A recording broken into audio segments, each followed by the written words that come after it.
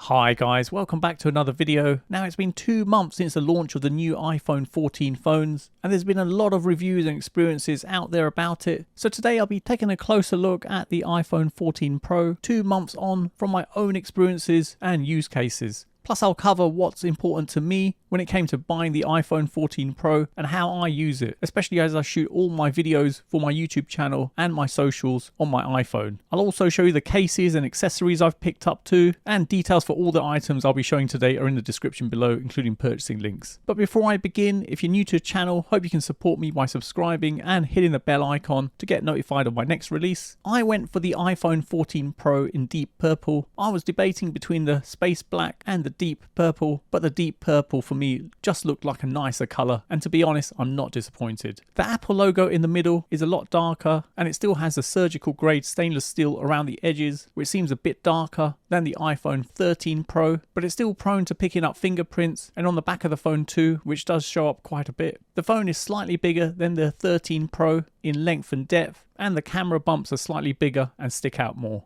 I'll go through the camera and picture quality later. The screen has a 6.1 inch OLED Retina XDR display with a 120Hz refresh rate, together with HDR and haptic touch. Now there's been 3 new features to the iPhone 14 Pro: the dynamic island, the always on display, and the increased brightness. The dynamic island is limited to the Pro and the Pro Max, and is quite an impressive feature, especially if you think about how Apple have taken something that doesn't really do anything and turned it into a quick reference point. It gives you notifications on music playing, phone calls, timers and more. Plus you can see the notch dynamically change. It's a really cool feature, but it does pick up fingerprints and smudges, so remember to keep the front facing camera lens clean. Although it's a good feature, it does take up quite a bit of space on the screen estate, especially when you compared it to the iPhone 13 Pro notch. The always on display shows a more dimmed down version of the home screen on the display when not in use, which is something that I have turned off in settings as I don't think it's necessary. I suppose for practicality purposes, it's a good thing to have to show the time, notifications and also see the dynamic island, but in reality it hasn't been practical, and having it on all the time seems a waste of the battery. I would have preferred if they had an all black screen with a small clock on the display and any notifications icons appear. The brightness on the iPhone has been increased to 1600 nits in HDR and when outdoors to 2000 nits, which makes it incredibly bright and makes a huge difference when using the phone in bright sunlight. It hasn't been something that I can test as we're into autumn here in the UK and there hasn't been a lot of really bright and sunny days, but it'll be something that I will definitely be testing out in the summer when shooting and taking pictures. Now with the phone being prone to fingerprints, smudges and with the stainless steel edging, it can be quite slippery, and also to protect these camera modules sticking out, I definitely recommend getting a case for it. I'd recommend the cases from Mous. They have a number of new cases for the iPhone 14 Pro which are really well made and are also compatible with MagSafe chargers. My favourite is a black leather phone case. It's a clean and minimalistic matte textured case with the Mous logo on the bottom and is ideal for everyday use. I have the hybrid glass screen protection on the display to give it some added protection. It's very easy to apply onto the screen and it doesn't impact the haptic responses or the screen features. You just insert the applicator to the phone's charging port and remove the cover. Wipe the screen with the cleaning wipe and then using the cloth provided, dry it.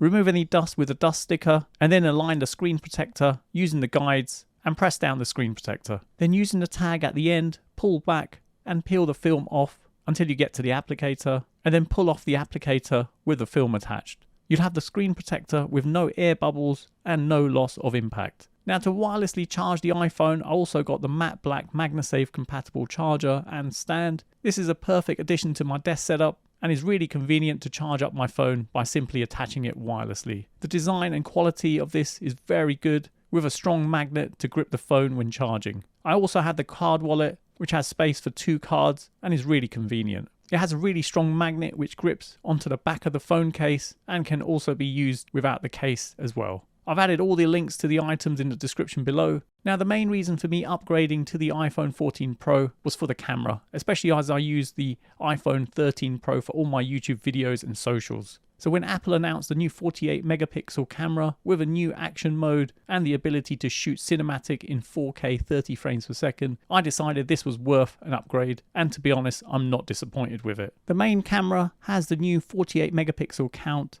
with 24mm and also houses the new larger sensor which takes clearer images in both day and night. This is a daytime picture of the Logitech Pro wheel in natural light. You can see from the zoomed bit the 14 Pro is much sharper and the name is clearer than the iPhone 13 Pro.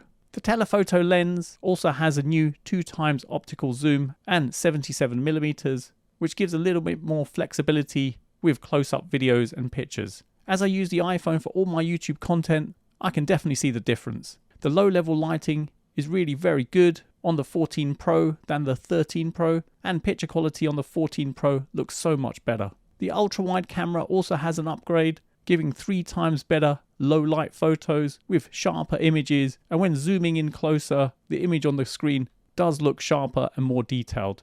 Now the action mode is something that I'm really quite impressed with. It doesn't shoot in 4K quality as it's capped at 2.8K and 60 frames per second, but the quality is very good and it eliminates the need to use a gimbal. But I've noticed it crops the shot quite tight, so something that you need to bear in mind. But the quality is really much better than the iPhone 13 Pro. Cinematic is now supported at 4K, 24 frames per second and 30 frames per second. The quality looks stunning and much softer. Overall, the camera quality has definitely been improved, and I'm really impressed with the low-level lighting quality and the stabilization from the action mode. Apple haven't made any changes to the packaging or what comes inside the box from last year, except that this year the box is white as opposed to black from last year. So inside the box, you have the USB-C charging cable, an Apple sticker, and manuals. There's no charger, and all the packaging is environmentally friendly with cardboard and no plastic. So in summary, was this a good upgrade? To be honest, for me, I definitely think so. I love the smooth video motion from the iPhone 14 Pro, and the main camera does an even better job than the iPhone 13 Pro.